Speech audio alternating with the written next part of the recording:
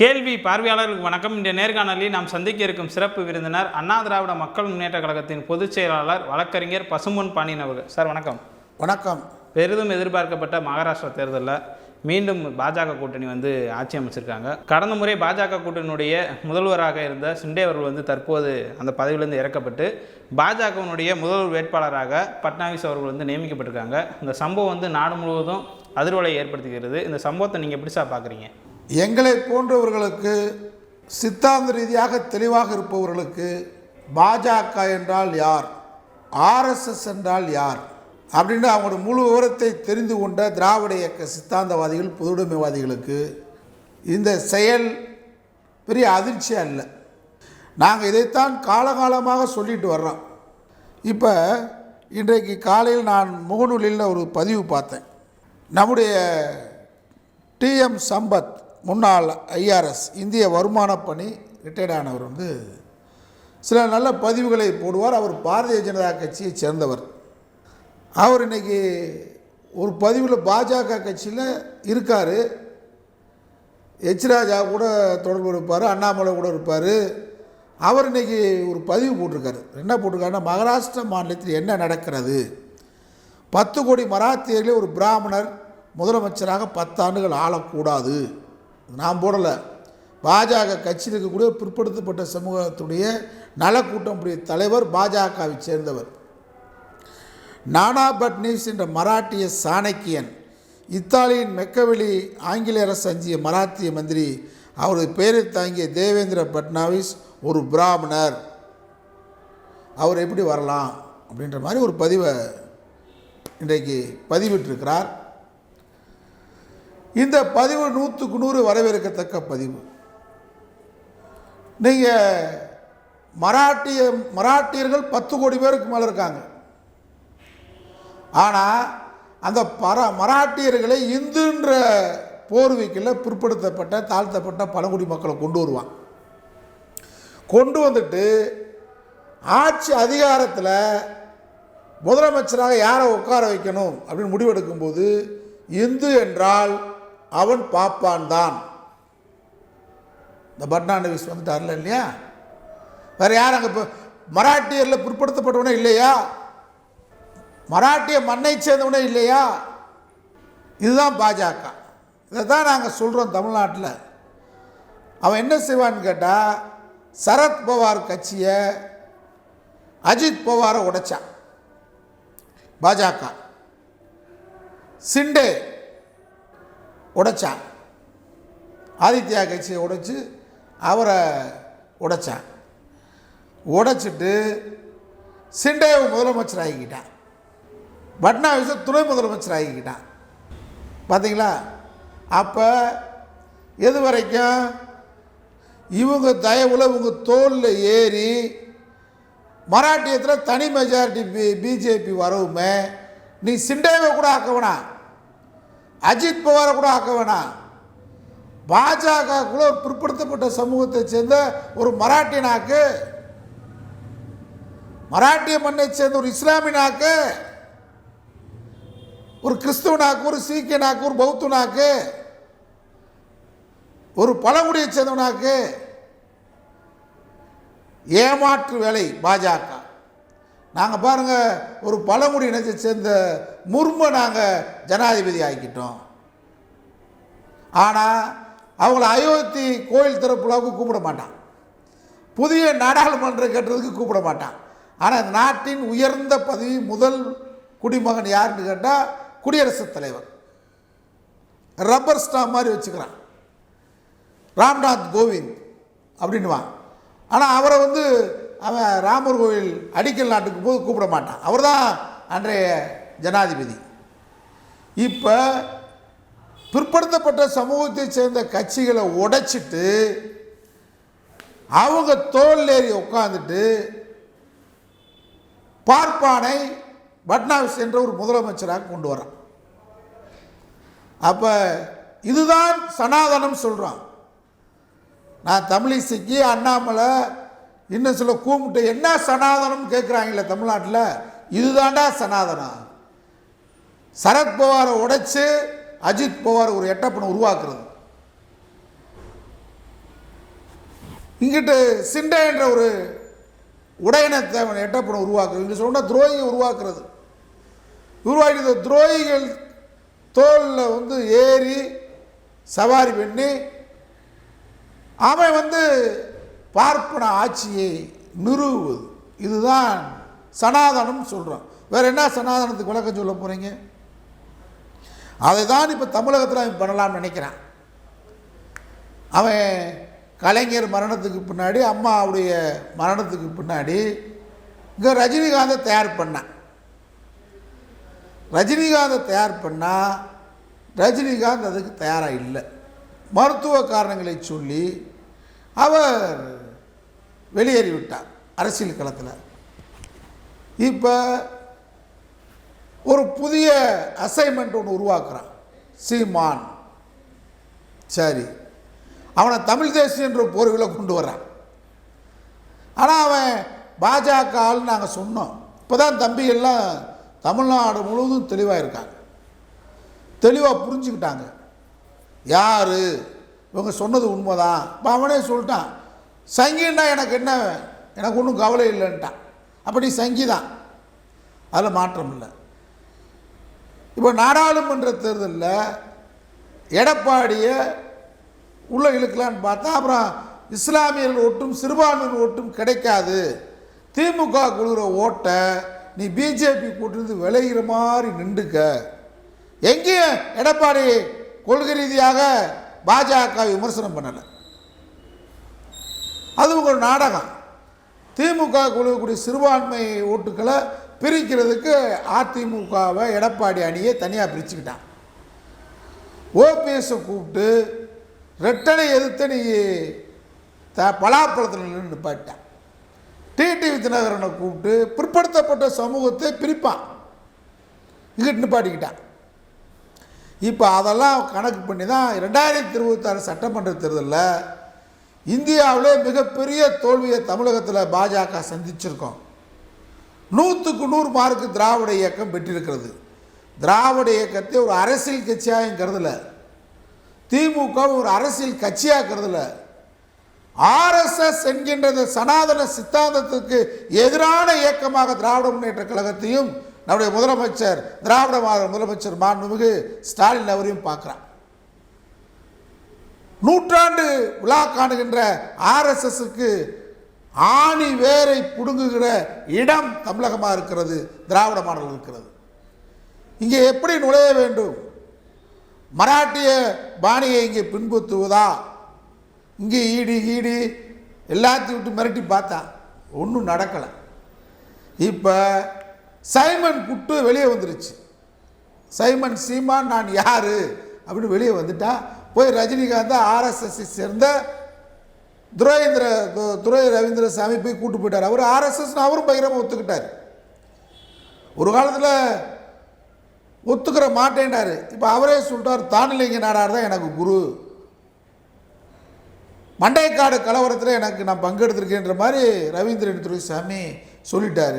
இதே மாதிரி தான் தந்தி தொலைக்காட்சியில் பாண்டே இருக்கும்போது ஒரு நடுநிலைமையார் மாதிரி ரொம்ப நாளைக்கு நடித்தார்.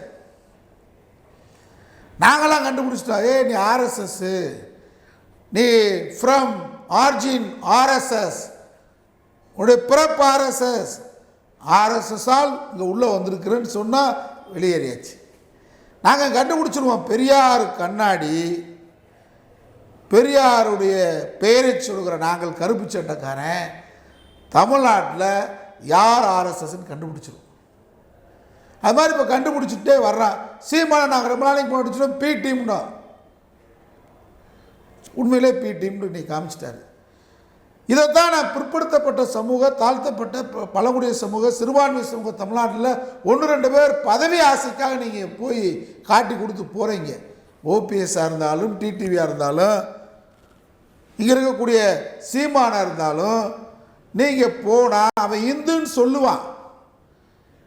இன்றைக்கி கூட புதுக்கோட்டை மாவட்டத்தில் ஒரு கிராம மக்களே நாங்கள் இஸ்லாமியராக மதம் மாற போகிறோன்னு பத்திரிகையில் தொலைக்காட்சியில் பேட்டி வந்திருக்கு தமிழ்நாட்டில்.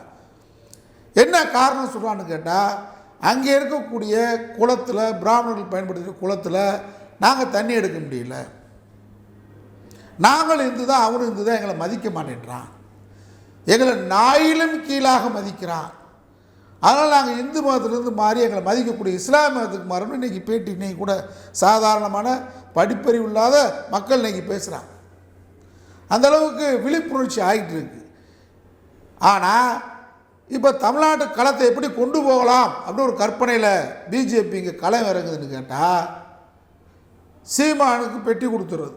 இந்த தேர்தலில் சீமானு நின்றாலும் 1% ஓட்டு கூட வாங்க முடியாது, நாடு பூரா விலகிட்டான்.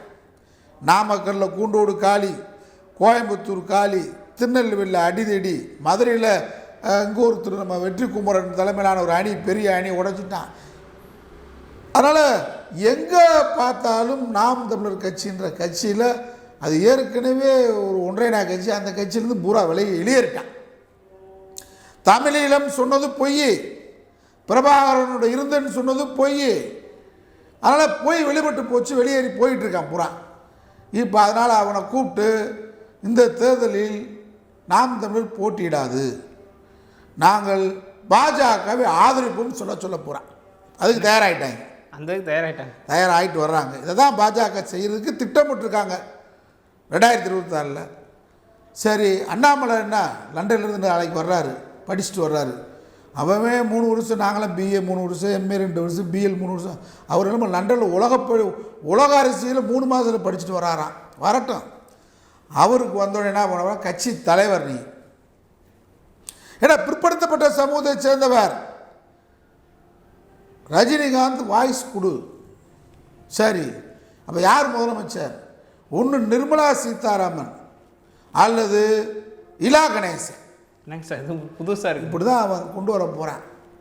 நீங்கள் அக்கா தமிழிசை ஒரு பாரம்பரியமான காங்கிரஸ் பெரிய குடும்பத்திலேருந்து வந்தவங்க, இலக்கிய செல்வர் அவருடைய தந்தையார், ஒரு மிக மிக பின்தங்கிய சமூகத்திலிருந்து வந்தவங்க. ஆனால் அவங்க மருத்துவராக இருந்தாலே பல கோடிகளை சம்பாதிக்க முடியும். அவங்க கணவர் சவுந்தரராஜன் மருத்துவர். இந்த சமூகத்துக்கு பாடுபடுன்ற ஒரு உயர்ந்த நோக்கம். அவங்க போன இடம் சரியில்லை, அவங்க இருக்கிற இடம் சரியில்லை, அவர் இருக்கிற இடத்தின் கொள்கை அவருக்கு எதிரான கொள்கை, அவர் பிறந்த குலத்துக்கு எதிரான கொள்கையில் போய் அவர் சேர்ந்திருக்கார், எதிரான கொள்கையில் சேர்ந்திருக்கிறார். ஆனால் அவங்க நோக்கம் இந்த சமூகத்துக்கு பாடுபட வேண்டும். டாக்டர் வேலையை பார்த்து அமைதியாக இருக்கலாம். ஆனால் அவங்கள கவர்னராக 2 மாநிலத்தில் இருந்தாங்க. 2 மாநிலத்தில் கவர்னர் அவங்கள கூப்பிட்டு ராஜினாமா பண்ண சொல்லி, அவங்கள கூப்பிட்டு தென் சென்னையில் நில்லுன்னு சொல்லி தோக்கடிச்சிட்டான். சரி, அதுக்கு பின்னாடி அவங்களுக்கு ஒரு ராஜ்யசபா உறுப்பினர் ஆக்கி மந்திரி ஆக்கணும்னா, நிர்மலா சீதாராமனை விட அவங்க எந்த வகையில் குறைந்தவர்? ஆற்றலில் குறைந்தவரா, பேச்சாற்றலில் குறைந்தவரா, உழைக்கக்கூடியதில் குறைந்தவரா? ஒரே ஒரு குறை உண்டு தமிழிசைக்கு நிர்மலாவுக்கும். நிர்மலா பிறவிலேயே உயர்ந்த குலத்தைச் சேர்ந்த மனுதர்மப்படி பிராமணர், இவர் பிறவிலேயே பிற்படுத்தப்பட்ட சமூகத்தைச் சேர்ந்தவர். இதை தவிர நிர்மலா சீதாராமனுக்கும் தமிழிசைக்கு என்ன குறை? எந்த தேர்தலையும் நிர்மலா சீதாராமன் ஒரு கவுன்சிலர் தேர்தலில் கூட மக்களை சந்திக்கலை.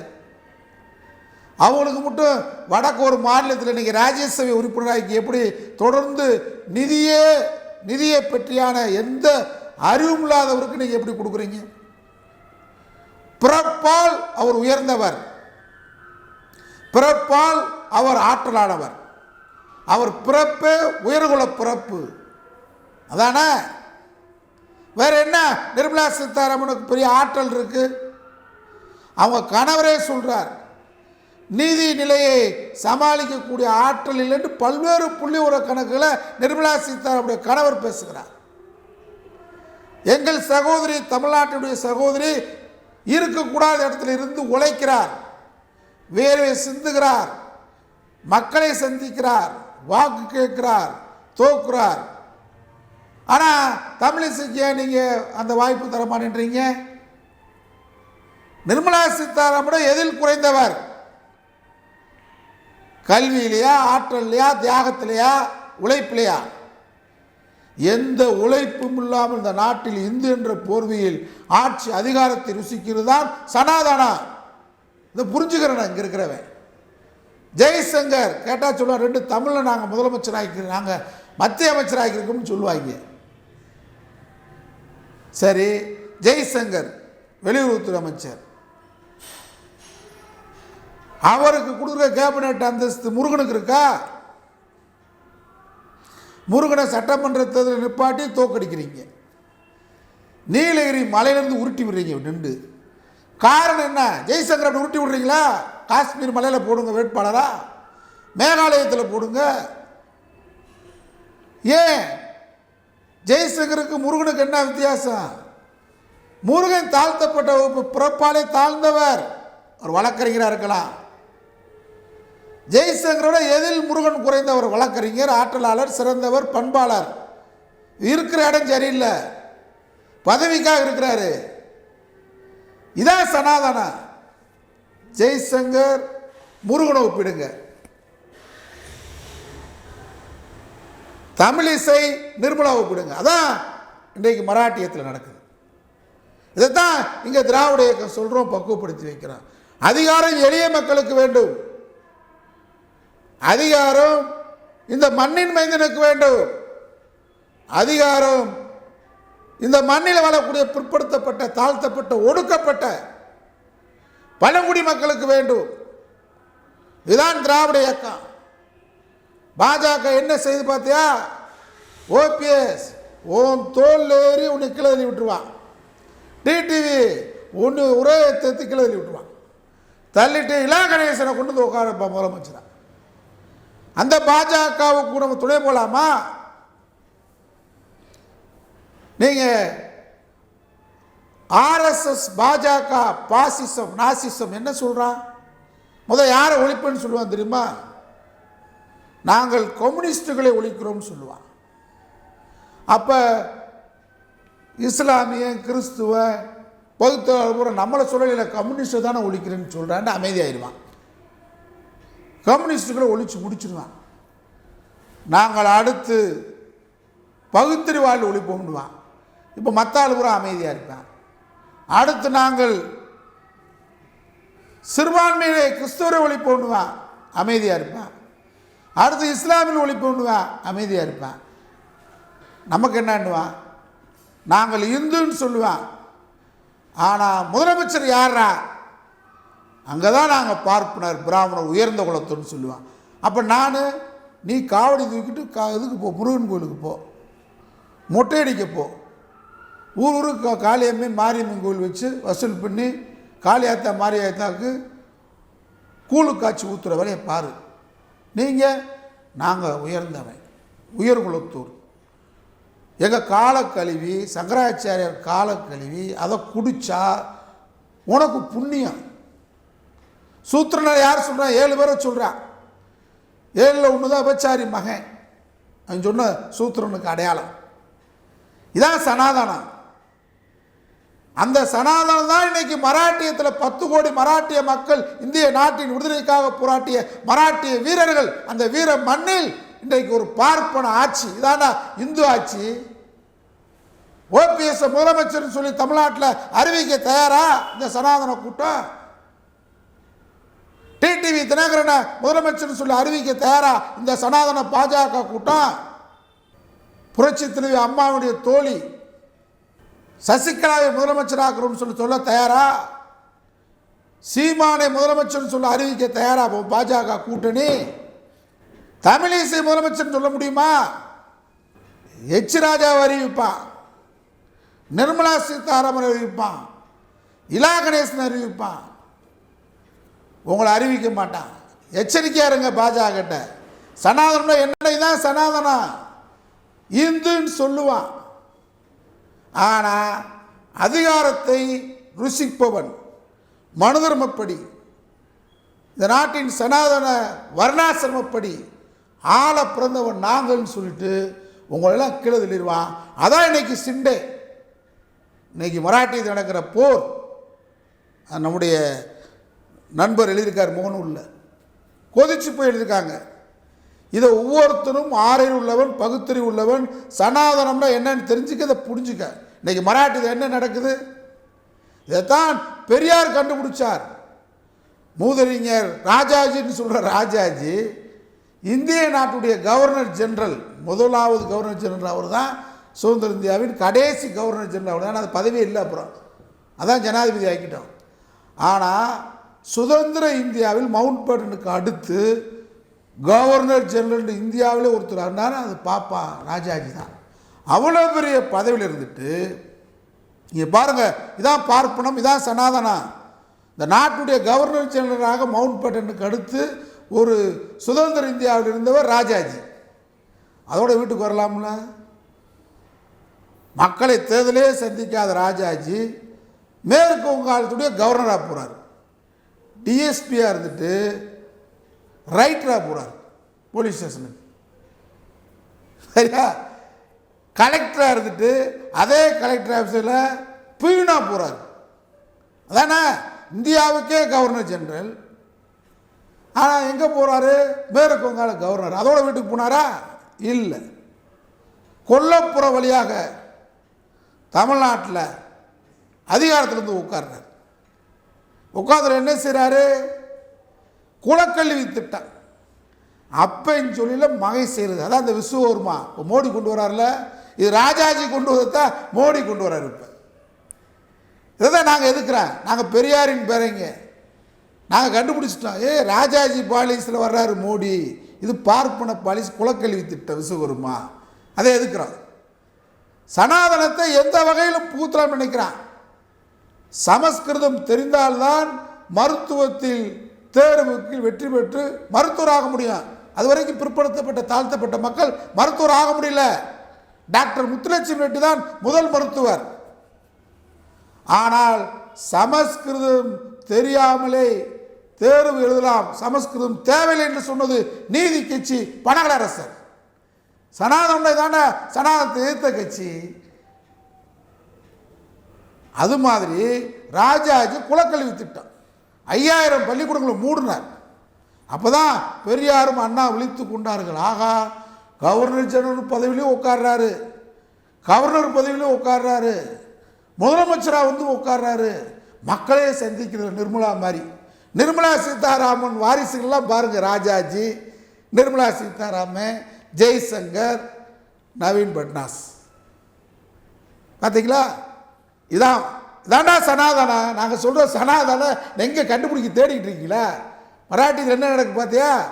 ராஜாஜி எப்படி இருந்தாரோ அதுதான் அண்ணாவும் பெரியாரும் பச்சை தமிழர் காமராஜரை குடியாத்த இடைத்ததில் வெற்றி பெற வைத்து குணாலா குணக்கொழுந்தே குடியாத்தம் சென்று வா வென்று வா அப்படின்னு சொல்லி அண்ணா சொன்னார்.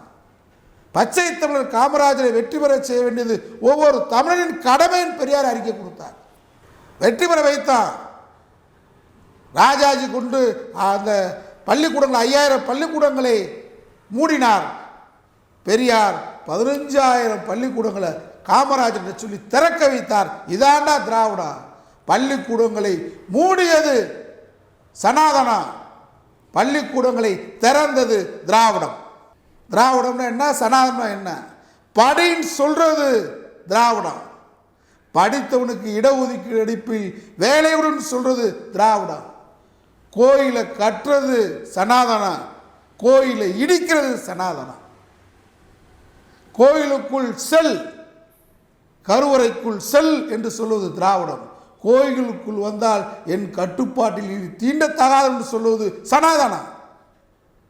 பெண்கள் கோயிலுக்குள் செல்லலாம் என்று உச்சநீதிமன்ற தீர்ப்பை நடைமுறைப்படுத்த என்று சொல்வது திராவிடம். இசைவாணி. ஆனால் இசைவாணிக்கு எதிர்ப்பாக குரல் கொடுக்கிற எச் ராஜா சனாதனம். பாலின வேறுபாட்டை களைய வேண்டும் என்று சொல்வது திராவிடம். பாலின வேறுபாடு இருக்க வேண்டும், பெண்கள் தீண்டத்தாழ்வு சொல்லுவதுதான் சனாதனம். அதான் இன்னைக்கு மராட்டியத்தில் அரங்கேறுது. நாளை தமிழகத்தில் அரங்கேற்பதற்கு துடிக்கிறார்கள். தமிழகத்தில் இருக்கக்கூடிய பிற்படுத்தப்பட்ட தாழ்த்தப்பட்ட ஒடுக்கப்பட்ட மக்கள் விழிப்புணர்ச்சியோடு இருக்க வேண்டும் என்பது வேண்டுகோள். வணக்கம்.